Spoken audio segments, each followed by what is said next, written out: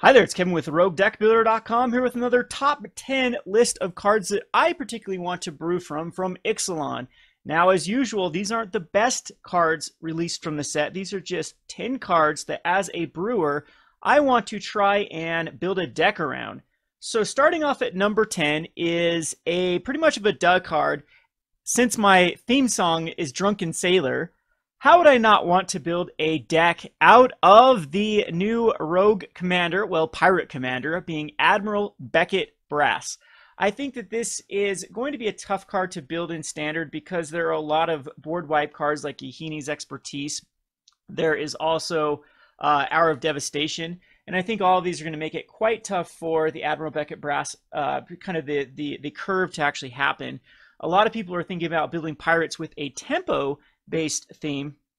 However, I do want to try to make it go more of an Admiral Beckett Brass version and then start stealing non-land permanents from your opponent. I think that's a pretty cool little ability. However, again, Beckett Brass is very vulnerable to a Braid, very vulnerable to Lightning Strike, and so it's going to take some work. But I think that it is an interesting enough Lord. There isn't really a card that does a very similar effect that I've played with in standard. On curve, it's going to be tough too. You'll have to have the perfect 1, 2, 3, and then slam Admiral Beckett Brass. They didn't create anything that made pirate tokens just outright, like they did vampires or goblins in the past, or servos. So I think that's going to be very tough to produce the amount of pirates. But maybe on even its turn 5, Admiral Beckett Brass can attack, and it can add to that pirate count. So I don't know, it's gonna be a very difficult deck to build, but nonetheless I think it's a very fun deck to try to brew around. On to our number 9. Number 9 is more of a group of cards, but I picked the one that I'm most excited to brew around. I really like the Enrage. The Enrage mechanic does seem very fun, especially with Walking Ballista in the format, plus the 1-drop do damage to a creature and draw a card out of red. But this is the card that I like the most, which is Ranging Raptors. Ranging Raptors, 3 mana for a 2/3, and whenever it's dealt damage, you search your library for a basic land card and put it on the battlefield tapped. Then shuffle your library. So again, if you have a pinger like a Walking Ballista, or if you have other ways to just do a damage to the Ranging Raptors, you're going to get at least a basic land on the battlefield. It can be very messy for your opponent to attack into it because it will ramp you up. And there are some other cool Enrage cards. There's one that does 3 damage to each opponent when it's enraged, and that one seems pretty good. And there's also the draw card one, which is, I believe, the most expensive rare right now in the format, the 4 mana 4/5. That one also pairs quite well with Walking Ballista and other Enrage enablers. There is a new Pyroclasm type card that, well, not quite Pyroclasm, but 3 mana spell that does 2 damage to each non-pirate, but all of your dinosaurs also have toughness that are usually above the 2, and so you can use that to board wipe your opponent and enrage all of your dinosaurs. It just seems like a pretty fun deck to brew around with the new Enrage mechanic. And again, Ranging Raptor is the one that I am going to, it feels to me sort of like kind of a Mattery Shaper, or yeah, that's the one that I think it is the most representative of, because it's at least going to get you that permanent on the battlefield after it takes some damage. So if it does take that Lightning Strike, if it does take that a Braid, you'll at least, or does Chump Block, you at least will get that basic land. Speaking of which, though, you can shock it if you are a red-green. Shock and Magma Spray, you can hit your own Ranging Raptors, and then those become basically the mana ramp, basically what's the 2 mana spell that they haven't printed. Most of the mana ramp cards they print right now are 3 in the format.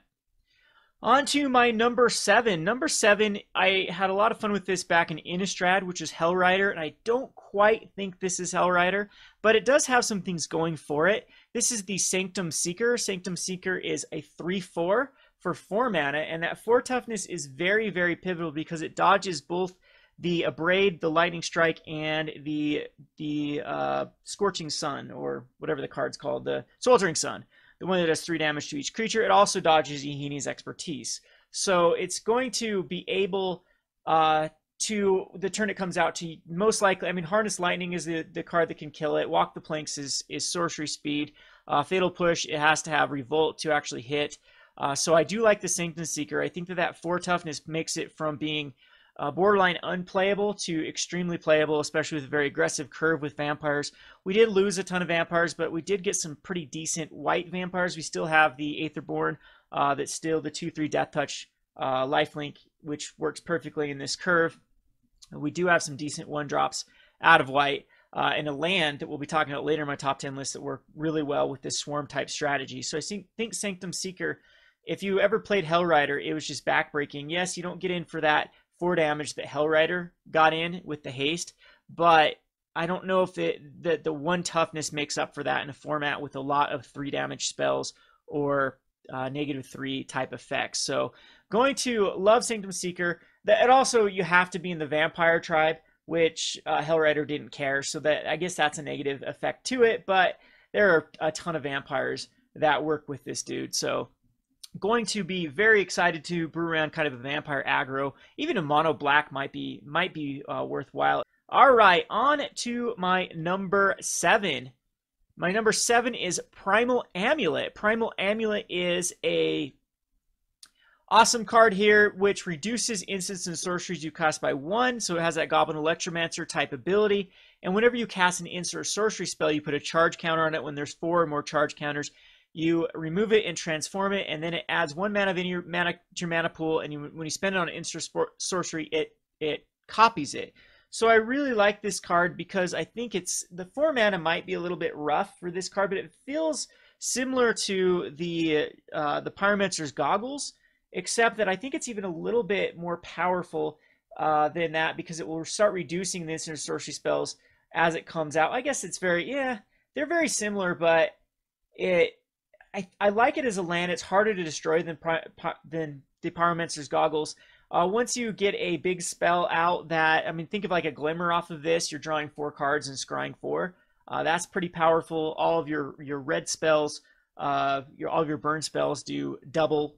So if you've ever played Pyromancer's Goggles, I had a whole deck out of Frontier that was based around it, and it was very, very, very, very powerful. So I really, as my list goes on, you can see that I really did like the flip cards in this set. I think a lot of them are knocked out of the parks, and I think a lot of them are underrated at the moment. I'm going to talk about a video of giving the cards that I think are overrated and underrated, and one of them is high on my list of both cards I want to brew around, and one that I think is extremely underrated and will impact multiple formats. Before we get on to that, we're going to get on to our number 6. Our number 6 is Makeshift Munitions. If everyone has been a long-time follower of my channel, you know that these cards are like catnip to me. I love what's called the grab and go archetype, where you take your opponent's stuff and then fling it back at them. And we get another card out of this, a card that is, I believe, a 5 mana creature, and then for 4 mana, you can steal a creature. That is, the 3 toughness on the card I think is a little bit weak. It didn't quite make my top 10, but I do want to build it with this particular deck. I think we're spoiled right now in a grab and go because we have Wrangle, which is insanely efficient. We have Karizev's Expertise, which is also really, really efficient with allowing you to take something and still progress your board by casting a 2-drop. And we have Hijack, which can take vehicles or artifacts. And this one's perfect with Hijack because you can actually take their artifact and fling it back at them. And so I do like the Makeshift Munitions. It does do the damage itself, so you can't like fling Death Touchers back and then kill like cards in the past have been able to do. But it's still a really efficient card with the only 1 mana to activate this. It's not a red mana, which makes this a lot easier if you have other ways to produce mana out of other colors or any sort of mana rock type effect. Then the one colorless is a lot easier than the one that existed in the past, the Barrage. And also adding artifacts to this makes this a lot more interesting in 2 artifact formats with treasures and a lot of the servo type cards from the Kaladesh block. Makeshift Munitions does seem to be a really, really potent card in the right type of deck. So that'll probably be one of my first decks that I build, is kind of a Wrangle / Hijack / Karizhev Expertise Makeshift Munition deck. Alrighty, so on to my number 5. My number 5, I think, is going to be a very powerful card. This is Legion Conquestador. Legion Conquistador is a 3 mana for a 2/2. When it enters the battlefield, you may search your library for any number of cards named Legion Conquistador. So it's back to Squadron Hawk. Now, it doesn't have flying, but the 2/2 body is pretty good. I don't think that it quite fits like a Soul Sisters build because the 3 mana right there is a lot tough. But I think that you could actually build a deck now with Squadron Hawk and Legion Conquistador in Modern. Oketra's Monument is looking better and better and better for a shell like that, as it can reduce the cost of like Rangers. They can go get 2 more cards, reduce the cost of Legion Conquistadors, reduce the cost of Squadron Hawks, and you get the 1/1 tokens off of the Oketra's Monument every time you cast one of those cards. So I like it in a Modern shell. I'm going to try to brew around it. There might be cards back that even do similar effects of Oketra's Monument that we can really abuse. Cards like Cloud Key that can reduce the cost of creatures might be kind of cool with this type of deck too. But in Standard, it actually looks like it's going to be a solid piece in Oketra's Monument. It can be a nice little replacement for some of the cards that are rotating out, because it's a 4-for-1 type card. You get 4 cards for 1 card for Legion Conquistador, and then reducing those is pretty good with the Oketra's Monument and getting that 1/1 token. So they do lose Westvale Abbey. I'm not quite sure if that's going to make or break the Oketra's Monument deck. They'll have to find a replacement for a decent little finisher. But you still have the cards like the Angel that will give all your creatures +1/+1.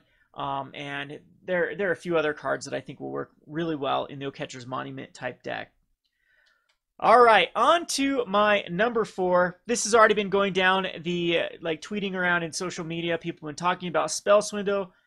Everyone that's been following my channel for the past couple months knows that my obsession with Marionette Master. I have an insane win record now with the God Pharaoh's Gift Marionette Master deck.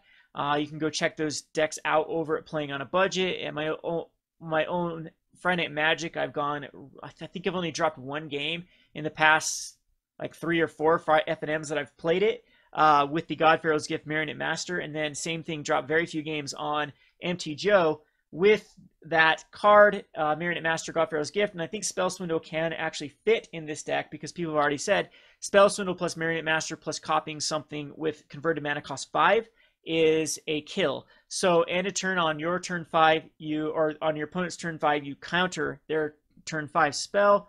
And I wonder if you can actually get, so if you even try to counter their uncounterable card, I wonder if you still get the treasures, because I believe you do. Counter target spell, create X colorless treasure. So it only matters if this resolves. Does it have to counter? Some judge rule in on this on the comment section if Spell Swindle actually has to successfully counter it. I'm not saying successfully resolve. I'm saying successfully counter, because it will still resolve if it tries to counter an uncounterable card.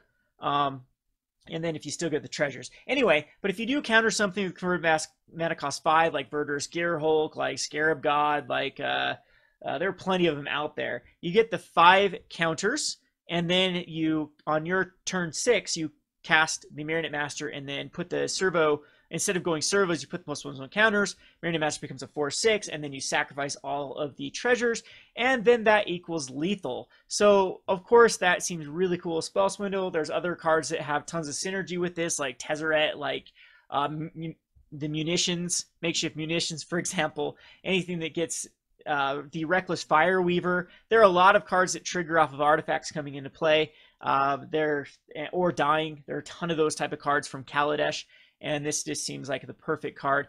Think of Inspire or Revolt. Both of those actually work pretty good as well with a card like Spell Swindle. So even ramping out the good old the Demon, the one that has the reduced by artifacts tapping, and then it has the ability to sacrifice those artifacts to give something -2, -2. All those work perfectly with Spell Swindle. I think this is a very, very powerful card. It's even powerful in Modern. I can see this actually seeing play in Bluetron, for example, because you can counter spell and then just have an insane amount of mana to cast your Emrakul or whatever card that you're casting in your Tron type deck. And it undoubtedly will see play. I know that there have been cards like this in the past that have created 3 clues or whatnot, and the 5 mana counterspell becomes very vulnerable. But you got to think of this card too as, if a card said 5 mana, create 5 treasures, wouldn't that be pretty sweet? And then the scale is even better. If you counter a Glimmer, you still get 4 treasures. You counter a Torrential Gearhulk, you get 6. You counter Nickel Bolas, you get 7. There's a lot of cards that I think will be higher converted mana cost cards that people are going to try to counter. Even counter stuff like Regal Caracals or the Angel of Inventions or any of those is pretty good. Even 3 mana spells to ramp you up to your next spell. Yes, we don't have like an Ulamog type card to really abuse, but there are plenty of other high converted mana cost cards that I still think are worthwhile. So this is a card I think will take some brewing ground. Sideboard is going to be backbreaking for particular decks, but Marionette Master, of course, is just the duh card to pair this with. All right, now we get on to the juicy cards. These are all very similar. As I said, all the flip cards I am really excited to brew around. The first one being Vance's Blast Cannon. Blasting Cannons, this is at the beginning of your upkeep, you exile the top card of your library. If it's an online card, you can cast it this turn. So it's an Outpost Siege. And whenever you cast a third spell in a turn, you transform it. And then it turns into a land for 3 mana and tap, do 3 damage to target creature or player. That is just insane. That is a lot of damage for just putting 4 mana into a land, or 3 and tap into a land. It can take over the game by itself. We've seen how good Ramana Red has used the deserts to do damage. This isn't too tough in a card where a lot of cantrips like Ops still exist. Anticipate did go out, but there are plenty of cards. There are plenty of like red cards, like target creature can't block this turn, draw a card. We did lose Expedite, but we got the Enrage card. There are a lot of them that you can just, or even like Shocks and Magma Sprays, all in one turn. You're going to be able to cast those cards. This pairs very well with like Chandra. You can add the mana to cast multiple cards, and then just go crazy with this Spitfire Bastion once it flips. So then on to my number 2 is a very similar card, which is Search for the Ascanta. Search for Ascanta says, at the beginning of your upkeep, look at the top card of your library. You may put the card into your graveyard. Then, if you have 7 or more cards in your graveyard, you may transform the Search for Ascanta. This, I think, can go as a one-of in a like a God Pharaoh's Gift type deck. There's still a lot of cards that utilize, like we did just get Delirium and like Price Amalgam type decks, but there's still plenty of cards that do, or plenty of decks that utilize their graveyard.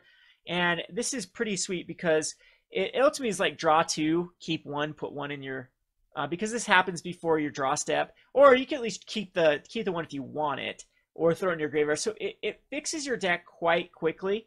You can get rid of excess lands you don't want. You can throw cards that you want later on in your graveyard that you can get back with either Torrential Gearhulk or God Pharaoh's Gift, for example. And then when it does flip, it says, look at the top 4 cards of your library. You may reveal a non-creature, non-land card and put it into your hand. So you can even ignore that first ability for the Search for Ascanta. If you're just in a spell-based deck, it's going to be quite easy for this to flip over and then have the ability just to start giving you value. I'm wondering if like even a deck it's like Storm in Modern could actually use this, because they get a lot of cards in their graveyard, and this just ramps them up a mana. Probably not going to happen. It could be a sideboard option, but something like Jeskai Control or Jeskai Tempo in Modern, or a lot of these decks that do put a lot of, so like the Thought Scour type decks, put a lot of cards in their graveyard right off the bat. This can flip as quickly as, it has to flip in your upkeep. So as quickly as turn 3, I could see this with fetch lands, and no, that's going to be tough without Gitaxian Probe in the format. But turn 4 flipping and then giving you another land. Plus, in something like the Grixis Death Shadow deck, the ability to, every turn, look at top 4 cards and put a non-creature, non-land card is just backbreaking. It's going to allow you to grab those, Cryptic Commands, those Lightning Helixes, those Lightning Bolts, those Terminates, all those cards over and over and over. It's pure gas, pure value. So I think this card is insanely underestimated at the point. I don't think it has a high price tag. None of these do. It's just the green one that has the high price tag, which I actually think is one of the weaker ones that people are overestimating that, because it's just a lot of times hard to generate the mana. It's no Gaia's Cradle. Alrighty, so on it to my number 1. Usually, of course, my pet deck is Soul Sisters, so any card that is going to go into Soul Sisters, and this undoubtedly will go into Soul Sisters because it does what you want it to do in the deck. And this is the Legion's Landing. Legion's Landing is another one of the flip enchantments. When it enters the battlefield, put a 1/1 white vampire token with lifelink. So has that nice little pair with the Ajani's Pride Mate on turn number 2. It's a lifelink card, so it can get you towards that pivotal 30 life for this Sarah's Ascendant. It lifelinks with Archangel of Thune. It gives you a creature for its own ability, so then you just have to cast 2 more creatures. So very, very quickly, when you attack with 3 more creatures, which could be as quickly as turn 3, this could flip over, ramp you towards a Ranger of Eos or an Archangel of Thune, and then start creating a 1/1 vampire creature token each turn.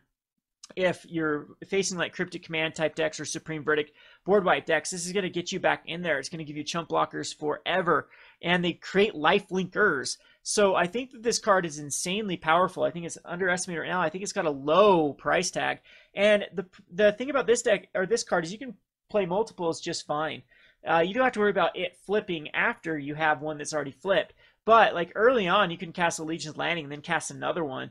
Get rid of one, you still have a 1/1 white vampire with lifelink. That's not bad at all, and it's really cool. Spectral Processions in Standard, this is a really good card. It's perfect. I love this card. It's by far the most exciting card for me to brew around in this set, and I also think it's the most powerful card to create that value, and that's how you play Soul Sisters. It's just what we call an anti-attrition deck. It's something that plays the attrition war quite well. So the Thoughtseize decks, the 1-for-1 type decks, the Snapcaster Mage decks, this is where this card shines, and this is where the Soul Sister deck shines. So with Jeskai Control on the Uprise, or Jeskai Tempo, which took first and second at the latest Star City Open, I think that Soul Sisters again is well positioned, and this is the perfect card for that. So that's my top 10. We'll just go through it really quickly again. At number 10, we have the Admiral Beckett Brass. Of course, Pirates, with my theme song being Drunken Sailor. We got to brew around Pirates. I don't think it's very viable, though. Then we have the Ranging Raptors, or Enrage in general. Really cool mechanic. The new Hell Rider in the form of Sanctumseeker. The Primal Amulet, which is going to work very well with like the Vance's Blasting Canyon, but it's going to be in a spells-based deck. The Makeshift Munitions for the Grab and Go, the Legion Conquestador for the Oketra's Monument, the Spell Swindle with Marionette Master, Vance's Blast Cannon for either burn or kind of a cantrip deck, and same thing with the Search for Ascanta. All those work together quite well, and the hidden gem, the beauty of this otherwise lackluster, kind of boring set, which a lot of people have hyped up. I actually thought this one was kind of meh. It's so tribal. To me, I don't think there's a lot of cards that are going to impact this. Kaladesh is still insanely strong. So coming from a very skeptical stance, I think Legion Landing has been one of the cards I've been most excited about in a long time. And so at least we get that and a few other really, really good ones. This was tough for me to make a top 10. Usually I can make a top 20, top 25 out of these type of when new sets come out. This one I could probably, maybe there's 11, 12 cards that I'm really excited. There are very few that I had to be like, oh, I got to cut this. Usually I even have an honorable mention, and this time I don't. Anyway, I hope you enjoyed this video. This has been Kevin with RogueDeckBuilder.com. Thanks for watching.